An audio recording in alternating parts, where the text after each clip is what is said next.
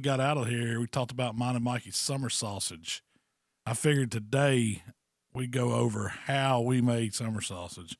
First off, what's the best summer sausage y'all ever had? Y'all, you know, as far as deer summer sausage? Yeah. But is there any that just stands out to you where you got it, or most of them? So my buddy Hunter, him and his dad make some, and it's probably pretty good. It's probably one of the better ones that I've had. Most of the ones I've got that's either from processors that really didn't quite know what they're doing, or something. I've had them two ways: either they're so waxy that it's terrible, or it's watery.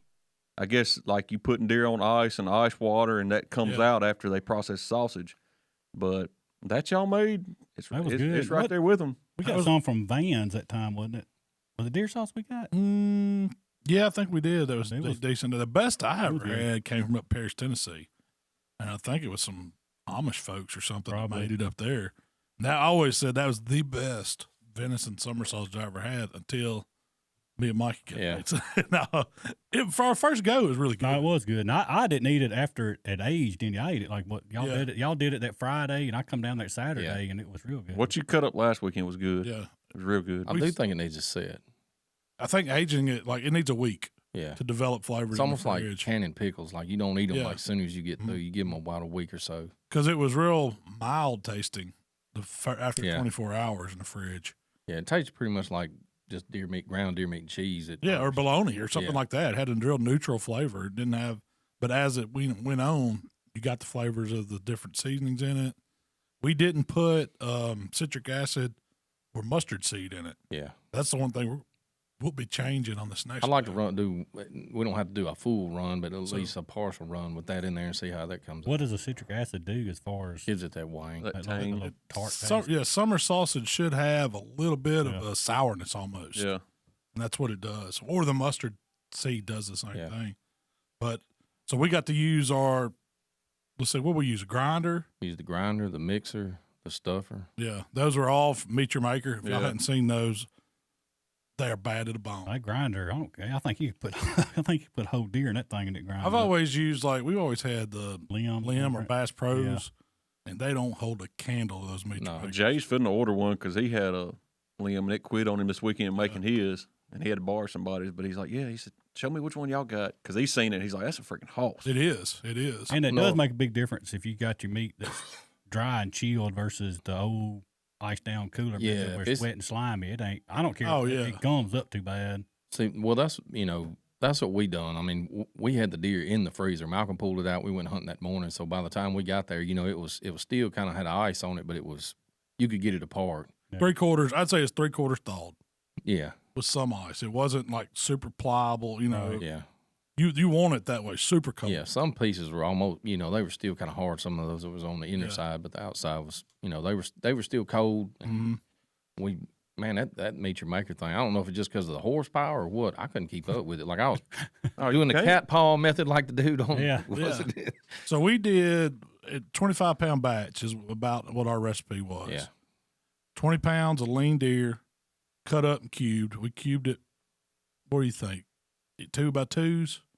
Yeah, maybe? Probably 2. Yeah, I would say. Yeah. And then we mix 5 pounds of fat. And you want to use pork fat. Don't use beef fat. Use pork fat when you're making your sausage. So when you're saying pork fat, you're buying like a Boston butt, or you're buying like fat? Well, we had fat because my mom and dad had slaughtered the hog. That's a lot of times hard to source. Yeah. If you can find a local meat processor, somewhere that'll sell you fat. If you can't, you can use a butt. Yeah. You can cut up butts. I mean, it's going to be a little leaner. You might want to, but it'll be fine. It has some fat. You just want some fat content to it. But 20 pounds deer, 5 pounds pork fat, or I do, a butt like that. We mix it up. We added our seasoning to that, the chunks in a big tub, and then that's when you ran it through the grinder. Ran it through the big plate first and got it, like a coarse grind, and then ran it back through on a finer grind. That's it. That helps mix everything together. Oh, I think it makes mix. We had a lot of people comment say, you don't have to do that. Oh, yeah, you do. But man, that time we done them burgers, that is the best consistency I've ever had. Texture's so much better. And it does take a little bit more time, and it is harder to run that second grind because you have to rake it in there. Like I don't know too bad. Shoot, I'm talking about 15 minutes. You ain't got we ground both. We ground 25 pounds of meat twice in 15 minutes. We need to make us a funnel to where you just. It needs a bigger hole. Yeah, it needs a bigger hole. You would be able to stick your arm in it. Down in it. You'd stick your arm in it. It'd be dangerous. As fast as I could pull them little pieces back there, it would spit it out the other end, and I was like, doggone, and it was out. It don't bog it down or change it. No, there ain't it never misses a beat. So we ground everything once, then we put it in the meat mixer, and all the meat mixer is this big tub with like a paddle in it, offset blades, and you turn it. Well, it has to mix. You have to add your water too. Well, we added cure and the water, and this is where we probably should have added our citric acid or our mustard seed. We will next time. Now, you did say y'all took the grinder and hooked it to the mixer, correct? We did with the Meet Your Maker one. Now, if you don't have one, you got to do the old fashioned. Yeah. Well, I mean, when I've done it before, all I've ever done is hand mix. I didn't have a meat mixer. And you don't. It's hard to mix well with your hand. It's hard. Well, the fat starts. You start getting the fat hot, and it starts sticking to you and your gloves, and so that mixer. You can put the grinder motor on it. You take off the handle. You just take you take the front end off, and then just pull it. Slides right up. Slides right up. It slides right on the shaft. Yeah. You put it on it, and you can go one way. We went one way 4 minutes, and then reversed it for 4 minutes. But we added 32 ounces of water because you're trying to get that protein extracted from the meat. It changed everything. It changes it. It mixes it perfect. Then after we did that, we just dump it right out of the meat mixer, and that's when we can put, if you want to put jalapeno, cheese, whatever. We did like a half and half batch. We wanted to try just the seasoning plain with nothing but, the cure and the seasoning. Then we did jalapenos and cheese, and I think we added about a pound of high temp cheese for it'd be a 12.5 pound batch, I guess. And then we added probably about 3 ounces of dried jalapeno, and you hand mix all that in. We didn't have to hand mix it. We probably, if we was going to do a whole jalapeno and cheese run, you probably could have thrown it in the mixer and let it run around for would have been fine. A minute and would have been fine. But we were splitting the recipe. So what y'all did was very, very consistent. Each slice was like pretty much equal amount. Yeah, it was not over. I was more impressed with the texture. Yeah, it was just like you was to go to Walmart and buy Hillshire Farms summer sausage. It was that texture. Yep. That's the hardest part to get when it comes to summer sausage. But you can't use fresh jalapenos I don't know. Every recipe I said use the dehydrated, but I think I have seen people use. It would probably be something to do with it. Cook too much moisture out, it would make them probably soggy. Make it soggy. Wet. Yeah. Maybe that's why when the ones you had were as wet consistency had. And see, I could have used a little bit more spice on those. So like hotter. Yeah, like a little spicier sausage. I don't know. Can you just add like dried red pepper flakes to that? Oh yeah, like you would the jalapeno. Whatever you want it. Mm-hmm. You could change up the recipe. Like some people use those kits. Like what's the one Randy said he uses? Oh man. Backwoods, maybe? Backwoods is what Jay brought down. Yeah. High Country, maybe. The High Country, I think Sportsman Warehouse, Bass Pro sells the kit. There's all different ones, but the process is what makes it, the texture turn out. I mean, all that is the seasoning. And y'all use the stuffer too, correct? And after you get it all mixed and get your cheese or whatever incorporated, you put it in the stuffer. Now, you take those casings of summer sausages, fibrous casings, you soak them in water. They need to soak probably the whole time. That's the first thing we did before we started. Put them in water just to get them reconstituted a little bit. Feed them on the stuffer tube, and then you just kind of hold it tight on one. Now, that was one thing.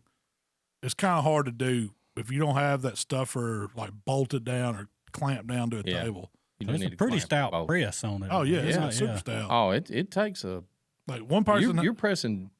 What, 5? No, it's more than that. That's a 25-pound stuffer. 15 pounds of meat, and you're pressing all the air out of that at one. Every time you make a crank.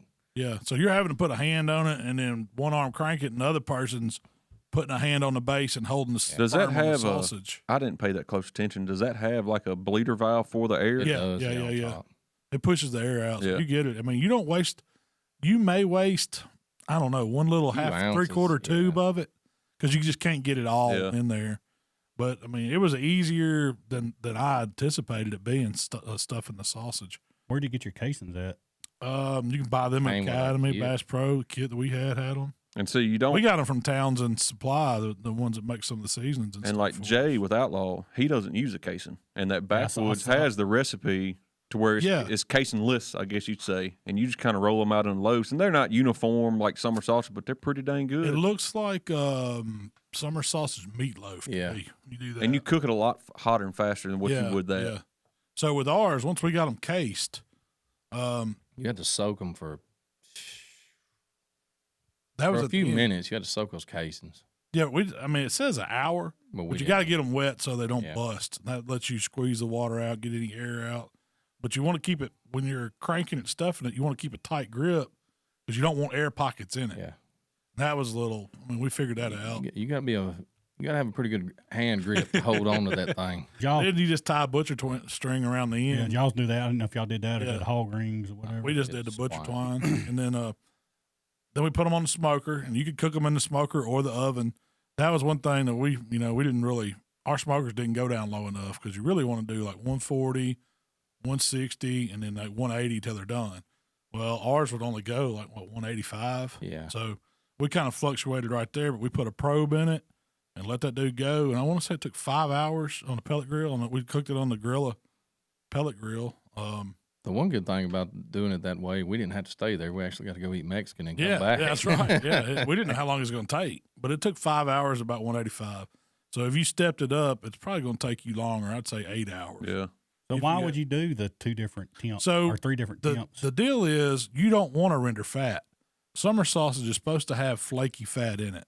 If you cook it too hot, it's going to melt that fat. Yeah. And if you've ever had greasy summer sausage, like you cut it and all the fat and grease is on the outside, ring, and it's dry on the inside, they cooked it too hot. You got to cook it slow, and so they step it up because you only have to take it to like 160. It's going to carry over to 165. It's got to get to 165 to be safe, stable. So once you get it to 160, it'll carry over. We dumped it immediately in an ice bath for like 15 minutes. I think. Was that long? I think it may have been a little longer than that. Wasn't long, but you're trying to drop the core temperature by half once you get it to 165. And you chill it out, you take it out, wipe the outside off with paper towel and stick it in the refrigerator and let it sit for a week. So you can let it sit 24 hours, but the flavor's better. We still got some back in the refrigerator. That's what I say. We got some back. We got some at camp. I think there's 2 sticks left. Yeah. It makes a lot. 11 sticks? Yeah, it was 10 or 11. I think we had 10 and a half full sticks, and then like a half or 3/4 of a stick that we made. Yeah. Well, we got more deer cut up. We got more fat ready. All we got to do is go make